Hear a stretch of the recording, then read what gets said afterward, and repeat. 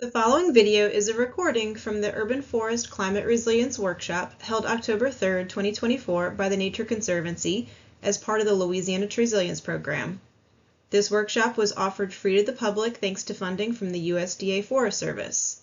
We are happy to offer recordings of these sessions to make the information presented readily available to all. The following video is owned by the Nature Conservancy and should not be reproduced or distributed without our consent, and the content and information presented by each speaker is owned by them and should not be reproduced without their consent. Thank you. Andrew has authored nearly 100 peer-reviewed journal articles and over 200 trade articles and fact sheets. His expertise and dedication have led him to give over 200 presentations globally. He is a past recipient of the L.C. Chadwick Arboriculture Research Award and the Wells Fargo Term Extension Professorship, recognizing his contributions to urban forest policy in Florida. In his spare time, Andrew enjoys playing board games or going to the beach with his 4 daughters. He also enjoys training in martial arts and walking his basset hound in their local park. So we're very thankful that he's bringing his expertise to us today. And without further ado, I'll hand it over to you, Andrew. Thank you very much. And I am very sorry that I couldn't make it today. Normally I do all my travel around when I have my kids. I have my kids every other week. And I am going to have them for pretty much every week in the near future because my ex-wife's house flooded and then caught on fire during the storm. So couldn't catch a break whatsoever. But I do thank you for coming here today. I have 2 talks. One that I will be giving in the afternoon is more of a extension, kind of how to do this and how to do that. This one is more I like to call it brain candy. There will be some take-home things that you will be able to use, and I'll have some references for you. But this is kind of the latest and greatest of the research that's been coming on my lab, and it's been kind of a fun ride, and I know people really do enjoy this talk, so I hope you do as well. I'm going to start out with a little bit of a story. So as I mentioned, I have 4 kids, right? And not too recently now, it's been about 4 years, I needed to buy a new vehicle. And I am not a car person. I'm not something I like spending my money on, honestly. So when it happened, when the gremlins in my old car finally took over and I just couldn't deal with it anymore, I went on the market and just decided to see what was available based on what had the 3rd row and what was the cheapest. And those are my 2 criteria. That was my model. I ran it and I came down to the Kia Sorento. I'd never thought of the Kia Sorento before I bought this car. I had never, dreamed about it. There were posters up in my room. But the moment I bought it, I saw it everywhere, right?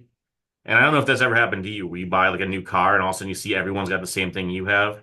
It's the Bayer-Meinhof phenomenon, and it's a thing that happens in psychology, and I think it's something that happens in urban forestry and arboriculture as well. And I think 2 examples that I can give you where this probably happened to you is the first time you learned a new species. I'm sure you couldn't go in the forest without seeing sassafras again, right? Like or live oak. Once you knew what it was, you saw it everywhere. Where a lot of people suffer from tree blindness because they don't see it. It's just the background for them. Another thing which I'm going to talk about today is defects, right? Once you first have your first tree risk assessment class, or you start learning defects, you take track, whatever it is, all of a sudden you see defects wherever you go. You can't camp without thinking about what that tree is over your tent. You're walking in the park and you're looking at the codominants in the trees or the cavity where things are nesting in, and you see defects everywhere. There's a long history of this. So in 1983, the year I was born, Tree Defects, a photographic guide was produced by Alex Shigo. And this was, to expand on the concept of CODIT, looking at discolored and decayed wood as major tree problems that cause low quality in trees. We need a better understanding of the defects that make it, and make it, once we know what these defects are, we can have healthier and higher quality trees in our forests and cities. So, and since 1983, there's been even a greater influx of information on defects. There's books like Ed Hayes' books on evaluating tree defects. A book that I really love is called Maddox, The Body Language of Trees, where he has, trees like the one in the picture below, where every single thing's going wrong with it, that are just the whole tomes dedicated to defect assessment and interpretation. If you took the track course, but even though likelihood of failure is probably the hardest thing to estimate, their defect chapter is by far the most flushed out, right? They don't give really good guidance on how to gauge occupancy in a site. It's hard to tell what the consequences are going to be for certain branch sizes, beyond the really big ones. But they have very clear guidelines on how to interpret defects and how they actually spell out what ratings they have and how serious they are, right? And then when you do the form, that's 2 pages, and the vast majority of that real estate on that form is tied to defect assessment, right? I counted there's around 40 defects on that form. Some of them are repeated, so it's kind of hard to get a real count of that. I have a tally sheet, and that's a lot of things to take in when you assess a tree. So it's no surprise that when we go out in the field as arborists and professionals, we see defects everywhere, right? And they can be something that we fear. So much so that is when I did a study where we had randomized photos where we varied the proximity to the target, what kind of target we had, whether it was a house or a car or a person, the species, where it was live or laurel oak, defect severity, tree size, and income level, the value of the target. Over 50% of the decisions in these randomized scenarios, when we had arborists give a gut level risk assessment rating, were tied to defect severity, right? Half or more of their decision based on what to do with a tree was defect severity, even though things like proximity to target are actually more important. And the only folks that actually looked at proximity to target in a significant manner were the advanced professionals that had track training. So where does that leave us? Here's a study that I did of Tom Smiley following Hurricane Matthew. This was in several cities around the East Coast, looking at properties like hospitals and stuff.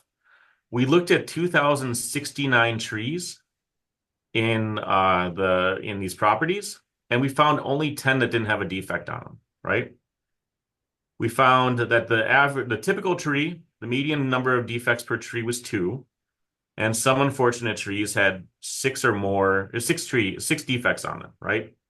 So you're doing multiple targets, multiple defects. You have all this data piling up, and you're trying to make decisions with this.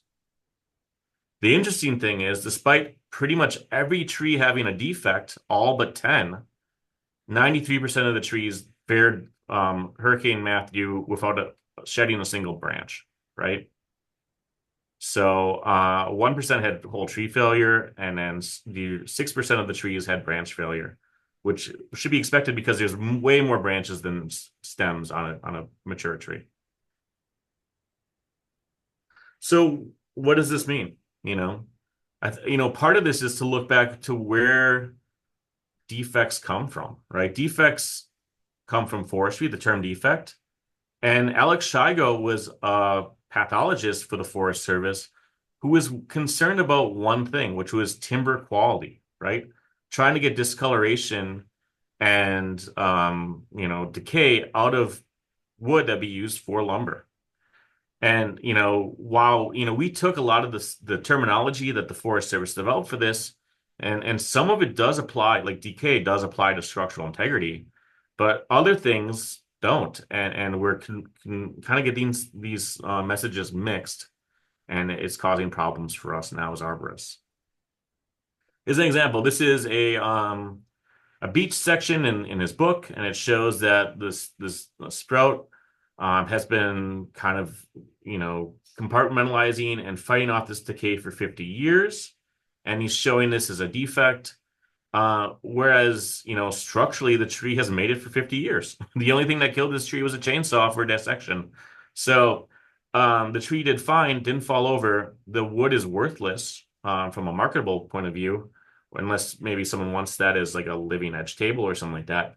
But it's not what we care about. When our main yield in urban forestry is quality trees that are providing shade and ecosystem services, not their timber specifically. That's usually a byproduct. So which defects actually cause storm failure? The way to do this, and the research I'm going to show you today focuses on what I consider the gold standard for figuring out what defects and what species, for that matter, are more prone to wind failure and which ones aren't. The first is you should have a nice starting data set, an inventory with risk assessment data that you can access so you can do meaningful assessments and just kind of systematic where you're capturing all the trees on the site, not just the ones that blew over, but every tree that made it or did not make it during the storm. You need all that data to figure out how likely it is that trees will fail. When you get that data set from a city or a partner, you need to get lucky with a storm. And luckily for me in Florida, every year we seem to get one, right? So I've had a lot of data piling up.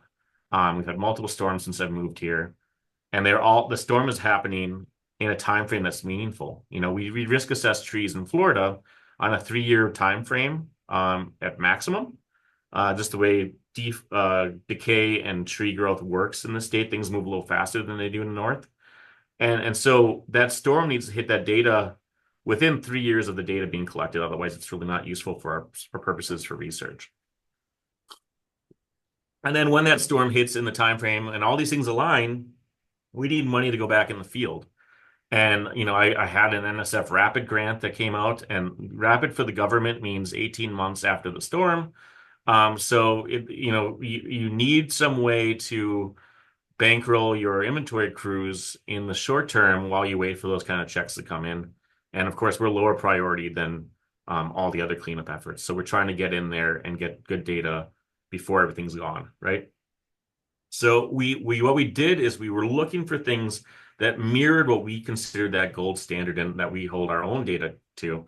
And we did an international data search and systematic literature review, which was led by Allison Salisbury, who's pictured there. We looked at hurricanes, typhoons, cyclones. They're all the same thing. They just have a different name depending on the ocean that they're in. And then we looked at tropical storms, metacanes, which are Mediterranean hurricanes, which are kind of a novel thing that's coming up with the way the climate's going. And then other high wind events, but not tornadoes, because tornadoes are just their own beast, right? They did not fit in with our scope for this study. And what we did is we were looking for, again, those studies that had pre-data, they had a sense of trees that failed and didn't fail, and then looked at different predictors to figure out what caused some trees to fall down and others to stay up, right? So we found 44 studies that met this kind of high bar, which shows that there's a long way to go on research for this. 11 of them were urban trees, and urban trees have a different morphology often and different composition than natural forest trees. So I'm going to focus on those in the rest of my talk. Of the things that were really common, like DBH, wood species, a handful of them are things that we already look at in our risk assessments. So we're not figuring out the modulus of elasticity or the wood density when we're doing risk assessments, but we are looking at things like DBH and species and maybe the wind speed from that is normal for the area, crown form, height, things like that. But when we come to the things that I've talked about earlier that we fixate on with defects, at the time of our lit review, there were only 3 papers that ever looked at defects and how they affect tree failure. Since then, 2 more have come out from me.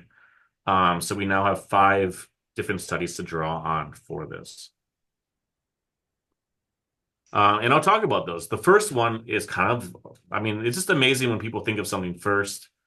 And Gary Hickman and his crew, they did this. They made their own oak risk assessment system in California.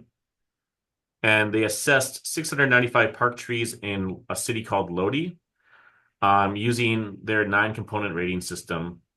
And then they reassessed those trees in 1994, about 7 to 8 years later, to see which ones failed. And in this park, it was kind of a naturalized park, so they did not remove trees until they actually failed themselves. So it was kind of like, just clean up, low budget. If something falls over, we'll clean it up, but we're not going to cut down trees given the low occupancy, just based on what we see as risk factors. Makes it an ideal thing. So they looked at soil, how much of the soil was paved around the roots of a tree, how many roots were cut from construction or whatever. If there were wounds in the butt of the tree, decay in the butt of the tree, loose bark in the butt of the tree, same thing for the trunk, the limbs. If there was a lean in degrees, if there was a lean, and they categorize how many degrees it was. And then the wind exposure, if it had full exposure to the wind or partial exposure, if it was completely out in the open, and then if there was visual decline for the health. The next study that I'll talk about in this presentation was by Brian Kane. So Brian, he's at UMass.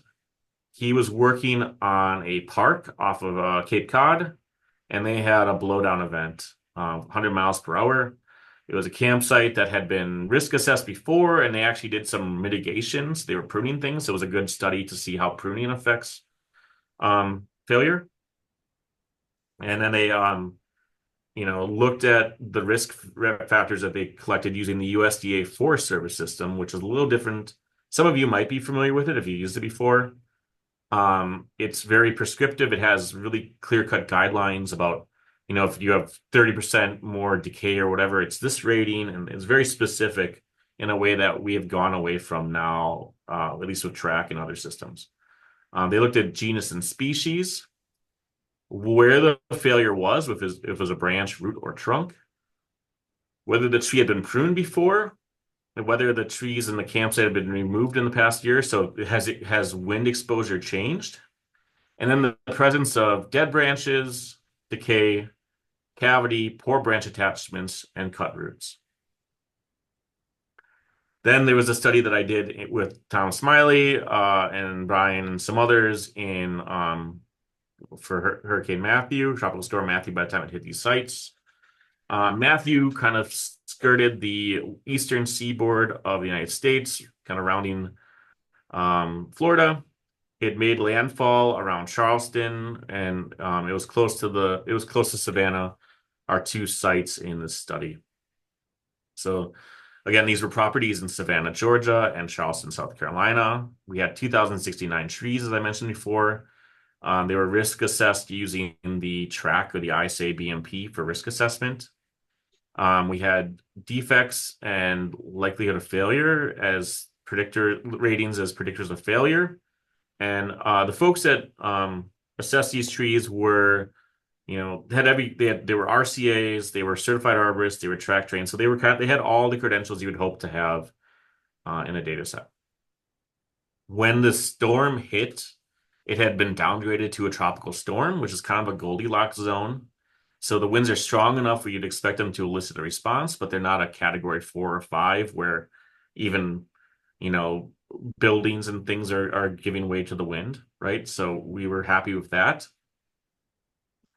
And then the next study was Hurricane Irma. This is one that I did with Brian Kane and Michael Nelson, a kind of a whiz-bang scientist and geographer up in UMass.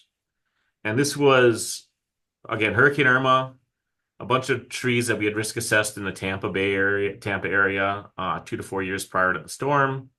My research team was the one who did that. So we had certified arborists with track training as well. We used the USDA risk assessment form like Brian Kane did in his study, and we looked at 2,094 trees. This one was a category 1, so a little bit stronger than we'd expect to risk assess for typically. We advise people to think about thunderstorms and not get into hurricanes here in Florida. I'm not sure if that's what the southern chapter or Louisiana does, but that's just something that they have done here in Florida. And this was looking at things like size, height, taper, if there were cankers, cracks, dead wood, decay, poor branch architecture, root problems, and weak branch unions. A lot of similar stuff that Brian Kane looked at. So I'm going to show you the results from these studies. And what I'm going to do is I'm going to show you a picture of a defect. And then I'm going to show you the studies where it was included. So if all 4 studies looked at it, there'll be 4 studies on the right. if there's a green arrow, that means that the study found that that defect increased failure. If there's a green arrow going down, then and there's a couple where this actually happens, that defect was associated with less failure. And then if there's an arrow going sideways, the yellow, that means that this it was studied, but there was no impact on failure. So the first thing we want to talk about is cracks. So if you're looking at the track manual, cracks can be probable or imminent failure. So these can be more serious than most, depending on their shear plane, which is like the neutral plane of a branch where it splits, a shear plane with decay, or the worst of the worst, which is the horizontal, where the fibers are actually ripping apart and you want to move your car if you parked underneath it, like time to get back in the car, back it up and continue your assessment, right? So when we're looking at cracks, so far in the two studies that these were a focus, which was the Hickman paper from California and mine from Hurricane Matthew, they never predicted failure. They were looked at, but they were not significant predictors of failure. The next thing was codominant stems. You have codominant stems that are U-shaped, which are believed to be stronger, based on that intermingling of fibers that occurs at the top of the branch union. Codominant stems that are V-shaped, have a higher likelihood of included bark, but we're not going to talk about included bark here. This is codominant stems, and these can range from improbable, being relatively strong, to having an elevated risk of probable. Probably because of that range, they never predicted failure in any of our studies. The Hickman paper, mine from Hurricane Matthew, or the more recent one that we did in Irma with Michael Nelson leading the analysis. Codominant stems have included bark. When you have included bark, you have bark that is between the branch unions, keeping those fibers from intermingling. In the study by Hickman et al., there was no impact of included bark. And in the one I did of Tom Smiley, we actually found that the trees with included bark failed less, but the vast majority of the trees in that study that had included bark, pretty much the only trees that had included bark, were live oak. And I have since learned, since working on live oak, since moving from Illinois, is live oak doesn't care about your hopes and dreams and your aspirations for what it's going to do. Live oak just does what it wants to do, and it's fine, So, I mean, it does fail sometimes, but it's such a resilient tree with that wood density that it defies logic sometimes.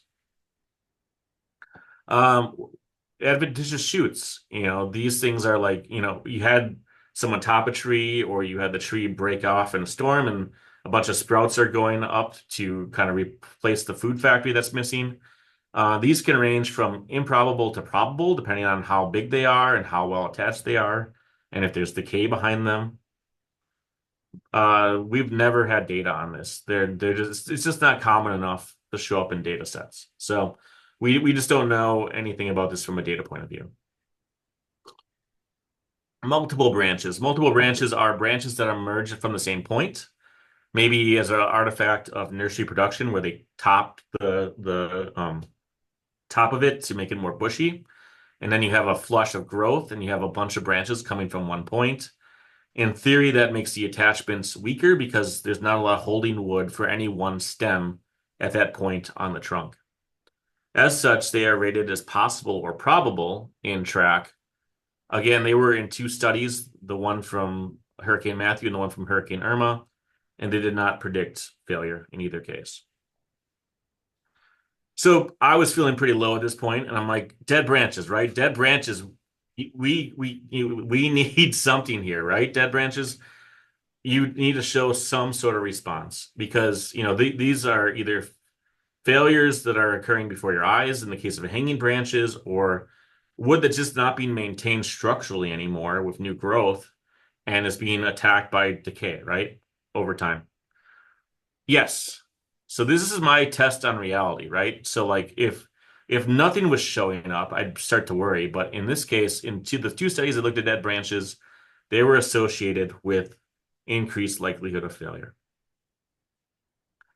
How about ribs and seams? So if you have a crack, often you'll have a rib or a seam kind of, growing on the outside of the tree to respond to that. And so those can range from improbable to probable because there is that response going on. But we've never these don't happen enough to be in our data sets. They're pretty rare. Leans, bows, or leaves or bows, and I that's not a great picture of a bow. I need to fix that. But what it is, a bow would be a tree leaning towards light or something. Just phototropism taking it. Those are branches. That's not a great picture. But it kind of gets the point. But leans, those are things that have been studied for a while. You have uncorrected leans, which are, root disruption, where the tree is actually moving before your eyes sometimes.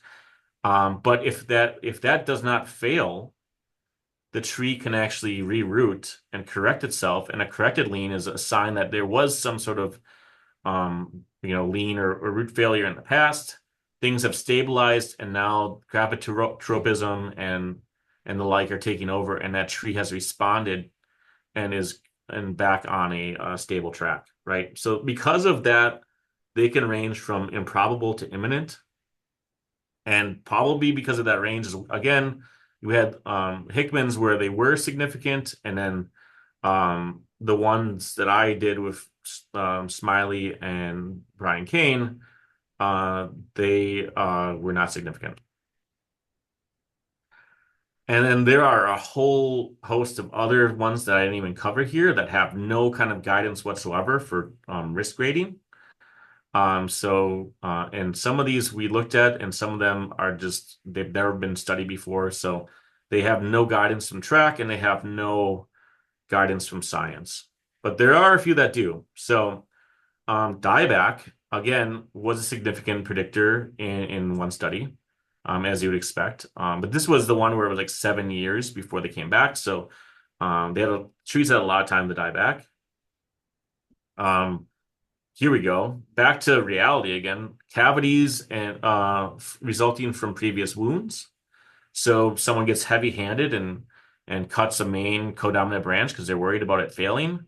To the tree's point of view, that's essentially a failure right there, right? And then they have a large wound to contend with, and those have been associated with increased failure in storms.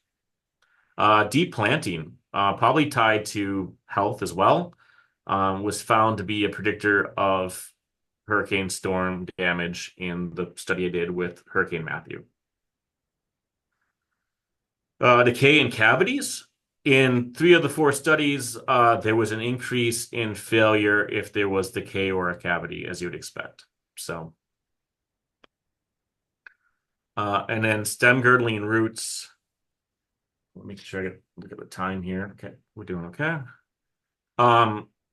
Stem girdling roots, again, similar to deep planting, they increased likelihood of failure. So, where does that leave us? There was a lot of surprises there. I kind of took the defects that were kind of in the BMPs and in track for granted as being something to be concerned about. Never really questioned it, rated according to what was advised by industry standards. And these patterns that I saw kind of had me surprised. So I vowed that at the next storm, I would look at the things that had me most surprised, some of the branch defects, and only look at those to make sure that it wasn't just too much data being thrown in these models, be very kind of specialized and hone in on things that I was really curious about given the past patterns and see what happens. It didn't take long, and the result is this paper right here, which is defective or just different. Observed storm failure in 4 urban tree growth patterns, which I published again with Brian Kane and Rich Hauer and some other folks in Forest about 2 or 3 years ago. And in 2020, so I had seen this pattern with when Allison and I had been doing that lit review, and we had this in our mind, and like when the next storm hits, we're gonna check it out. And it did not take long before Hurricane Ian smoked the Gulf Coast of Florida. I actually I evacuated from St. Pete And then the storm moved south where I was in Sarasota and Fort Myers. I moved down to be with, I rode the storm out with Norm Easy. So I actually went close to the storm, which is not advised. Don't do that. If that's a take-home point for this presentation. But the storm hit Fort Myers, did some catastrophic damage to Fort Myers Beach and the causeways.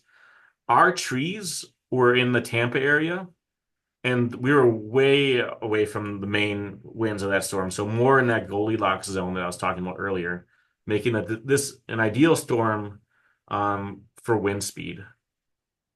But the winds that hit Hillsborough County, which is where our study was, were Category 1, so maybe a little bit more extreme than we would risk assess for in Florida. As I mentioned before, we had gusts up to 75 miles per hour. But given the results that I'm going to show you, a little bit more extreme and our results, it's not a bad combination. So what we had done is the county of Hillsborough County had asked my lab to do kind of a risk management plan for them as part of our extension outreach. We have a special agreement with the county because there are county extension officers working with the university. And so we looked at 150 parks in the county area. It's a big county, big metro area. And we looked at over 10,000 trees, close to 11,000 trees in the parks. When we got to a park, this is the one that's closest to my research center. As an example, we geolocated all the assets. They were concerned about baseball diamonds and things like that, so we had looked at that. But then we also put a tag on every major tree, and we did a risk assessment. And you can see the trees in this park range from low to moderate, probably because of occupancy. They're just not. A lot of these parks don't have a lot of occupancy, especially when it's summer. And then every park has its back 40 that no one really goes to. So we're more concerned about the trees right by the major buildings and ballparks and stuff like that. Our data had a lot of live oak, as you would expect, 37%, which is a nod to we need more urban tree diversity. When nearly 40% of your trees are one species, that doesn't bode well for things like oak wilt and stuff like that coming down the pike. We had slash pine, laurel oak, other like laurel oak having 10% of that is good and water oak and things like that, because those are more of our core compartmentalizers. So having that in our data set's good to have. And laurel oak also tend to be mature because no one's really planting them anymore unless they're wild grown. Again, I was surprised by several things. So one of the things I was surprised at was codominant branches being not significant in 3 different studies. So I put that in our study this time. We wanted to look at that in specific. And for this study, we used the track assessment protocol. We had moved away from the Forest Service. I'd been using the Forest Service when I first came here, waiting to see how track fared. And as track continued, I moved to it as my main assessment method for projects. We wanted to look at codominance of included bark. Again, this was not a significant predictor in one study and actually was associated with lower levels of failure in another. We wanted to look at multiple branches coming from a single tree, which was that was in the Forest Service one. That was a specific category in that one. So that was picked up by as not being significant in Irma and in Matthew. And so what we did is we went to every one of the parks and we had we kind of filtered out the trees where one of those 4 defects was the primary defect of concern. And then out of the 11,000 trees, we had 1,519 trees where one of those 4 defects was the worst thing.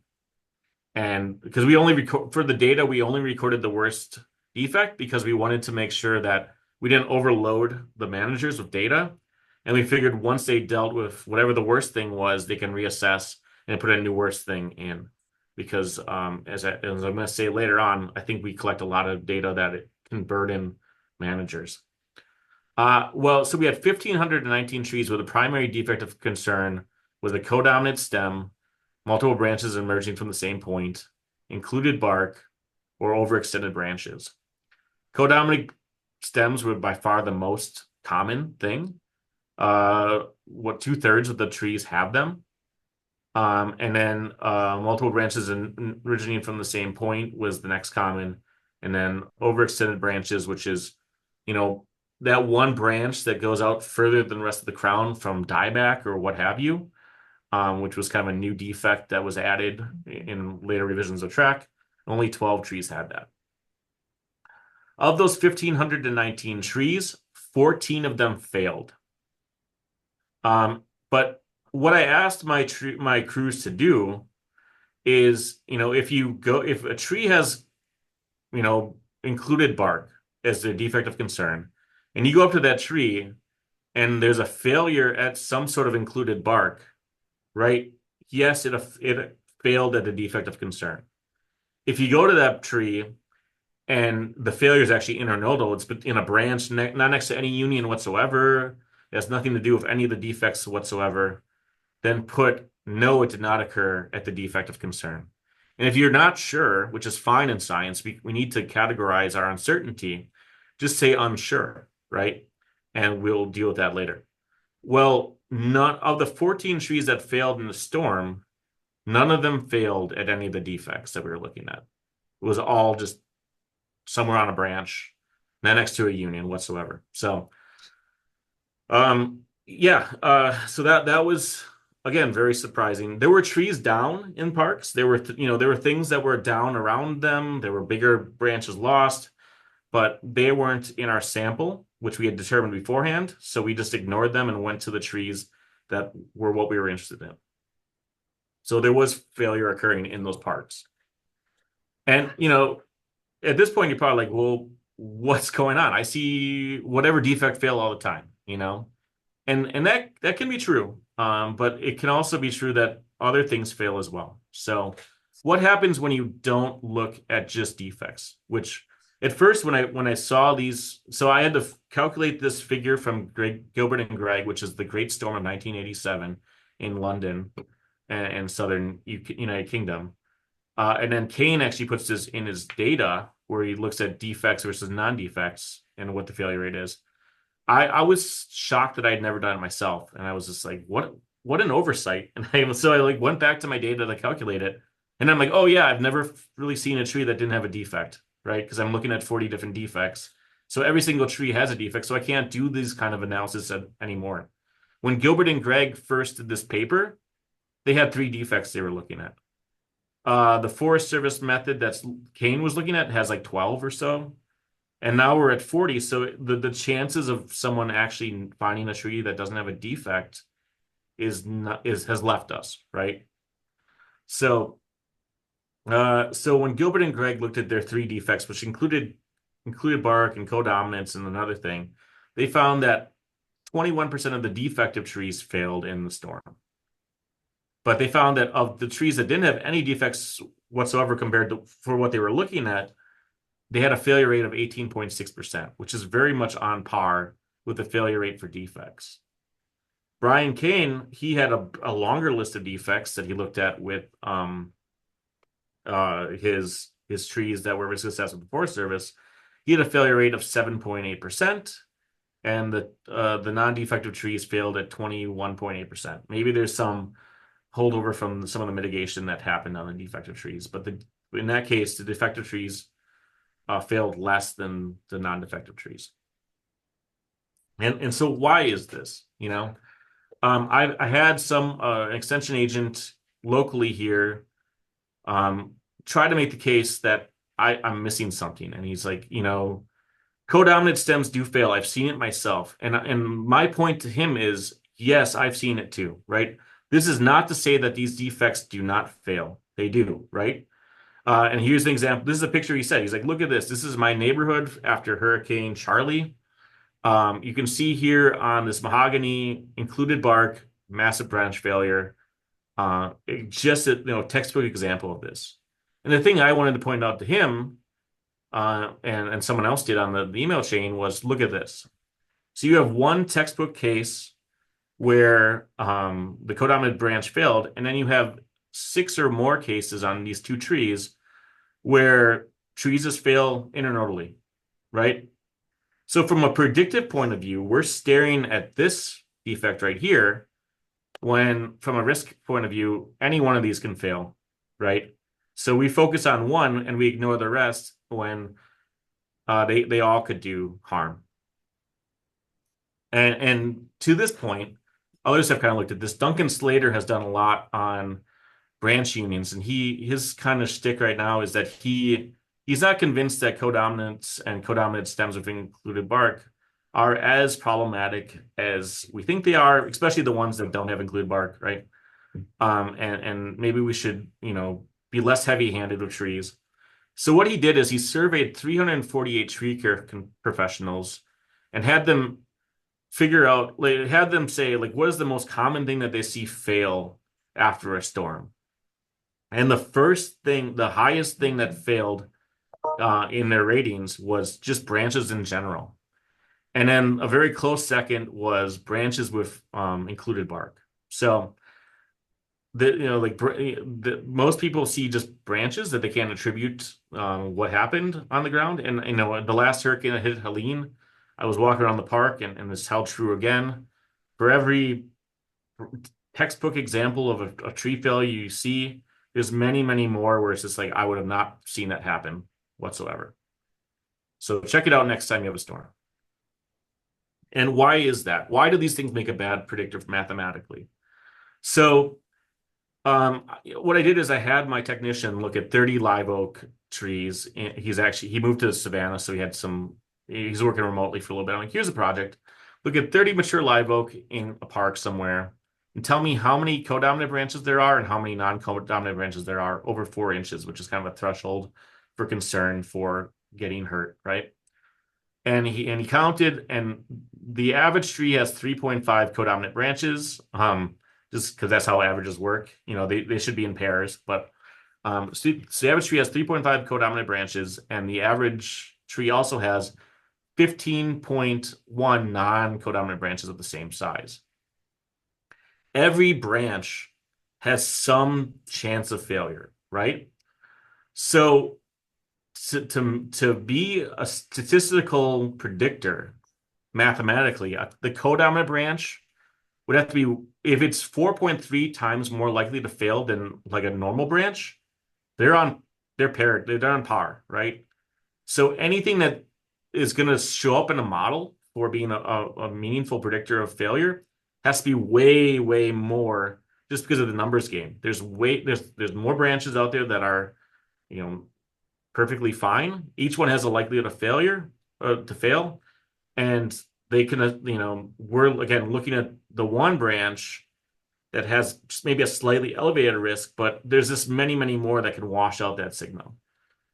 And where this matters is if that branch with the slightly elevated risk is over a target, then it matters. But if the target is anywhere, like it's a park tree and people can walk anywhere around it, we have no idea which one of those could possibly impact a person, other considerations. So a lot of the defects that are in our manuals right now they got there because they were tested with, in kind of engineering scenarios where maybe you take a branch union it has included bark and one that doesn't, and you pull it apart with a winch or with a bracket or some sort of testing device in an engineering lab and see which one is stronger than the other.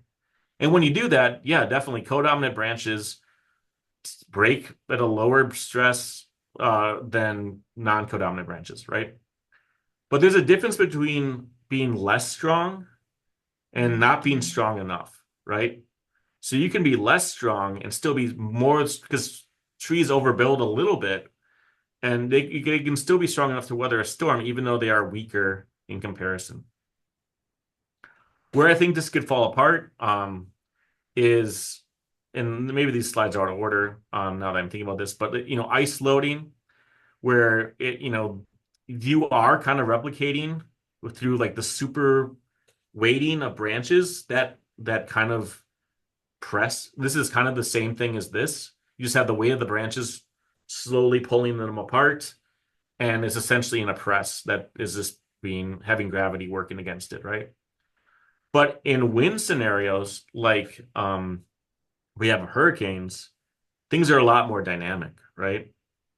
So we have things like mass dampening, which is where you have the branches in the canopy, and I'm going to try to do this real tight.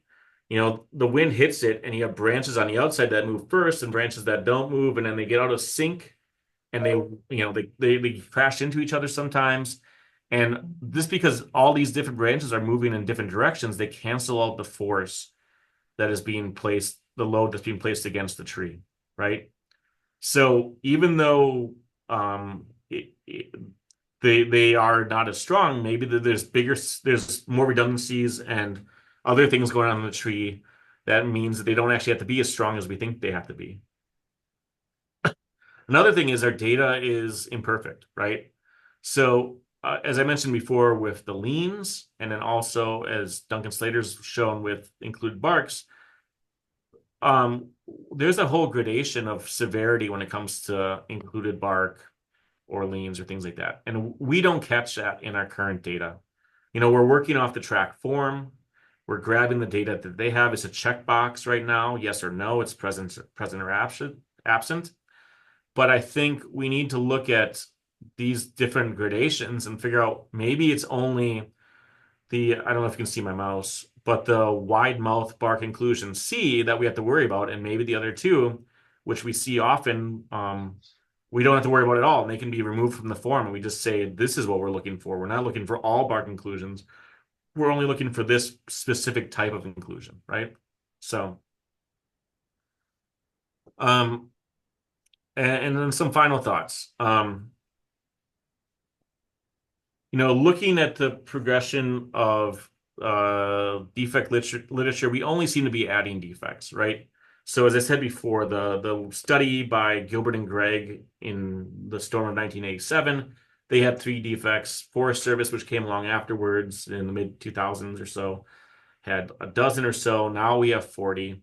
And I think that happens anytime you have committees working to revise industry best management practices. Everyone wants to add like their little stamp. They want to improve. There's kind of like a social pressure to add something, but it's harder to remove things. So we keep putting new cases in, and we keep getting kind of added fluff to our assessment processes, which may not be helpful. And maybe that's a problem for some people and for others, but I think there is a real cost associated with assessing defects that are not defective, or even calling them defects when they aren't. Defect has a very specific connotation legally.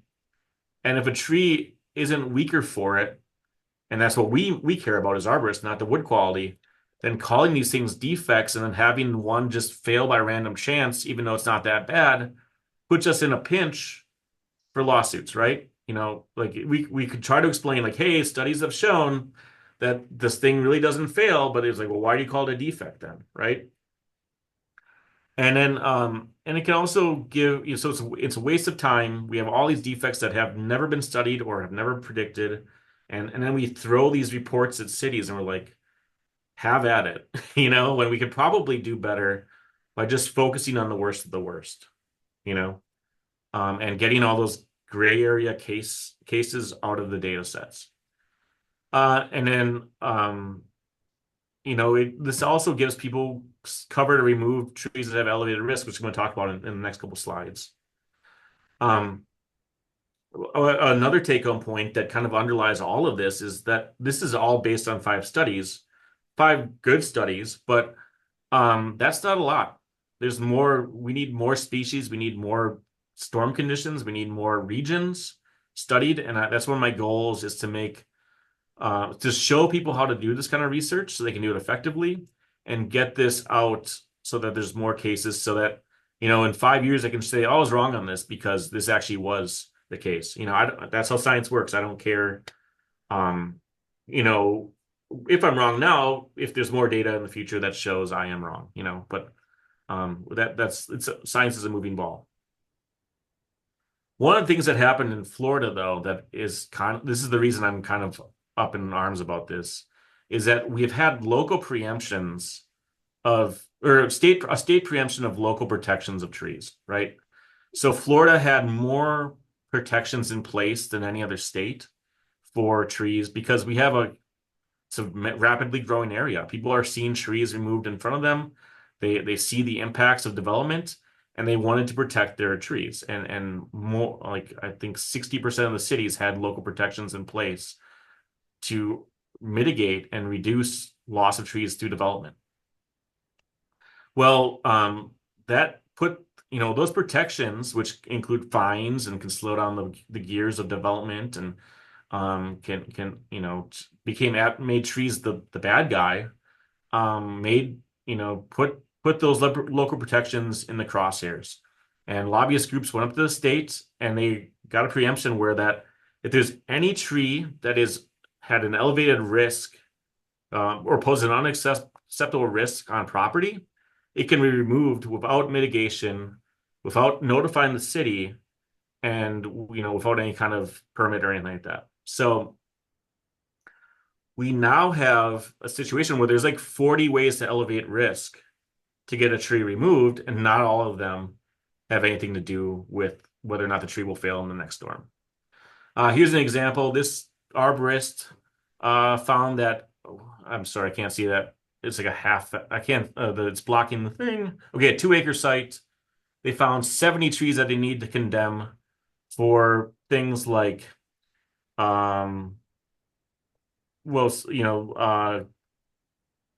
just listed defects, cavities decay, all these different things, dieback, bark inclusion. It was essentially a laundry list of things that needed to be taken out just because they had these defects, right? And oh, by the way, all of these defective trees just happened to be where the playground was going to be put, where the pool and the recreation area was going to go, where the portable storage building was going to be sited. I actually calculated the statistical odds of this happening, and you're more likely to be attacked by a manatee than to have this happen in the real world. So, but still, the person affirmed, this arborist affirmed that, in my opinion, my opinions have been made in good faith based on the facts presented during the inspection. So, that's another reason we cannot have defects that are not defective in our BMPs, in my mind. So conclusions. Most trees have defects. Yes, yet most trees survive storms intact.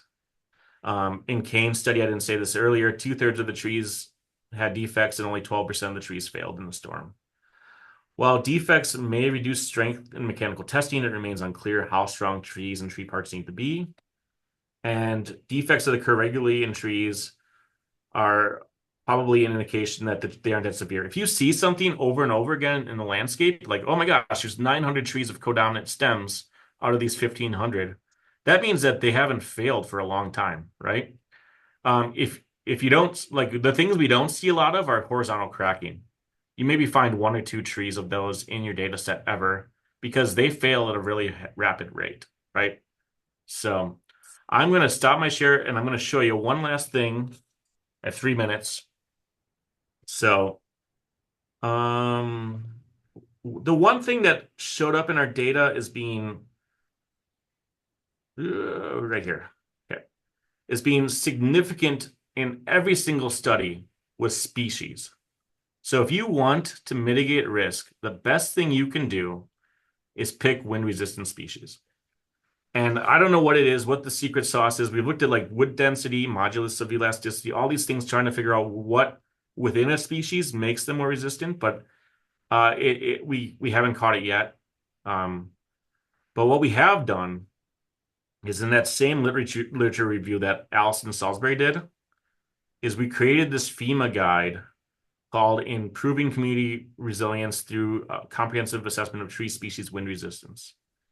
So if you're familiar with the work that Mary Duryea did in the 2004-2005 hurricane season, what we did is we took all of the studies that have occurred since then and some other things that she didn't cite because they weren't her work, and we made a machine learning model to fill in all the voids that we could of species. We've more than doubled how many species have been rated, and we can ignore all this stuff right here. And we now have in our appendices wind risk ratings for a bunch of new species that have never been kind of captured before. So some of these are from, South Asia and other countries that maybe aren't native to your area, but probably show up in the nursery trade.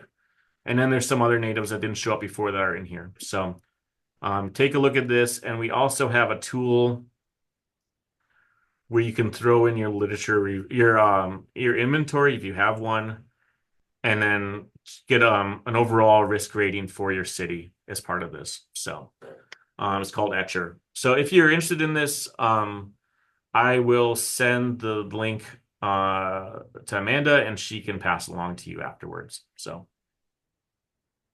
Absolutely, thank you. I think we have time for a few questions. I can pass you all the microphone so that Andrew can hear you. Yep. This is just a little control so that she can see the title of the article again. the title? Got it.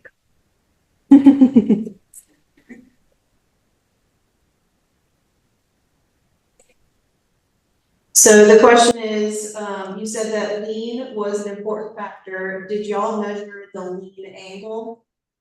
No, lean is important. I would say there are the defects I'm most concerned of would be like lean, decay, cavities, broken branches, kind of the most obvious of the obvious, dieback.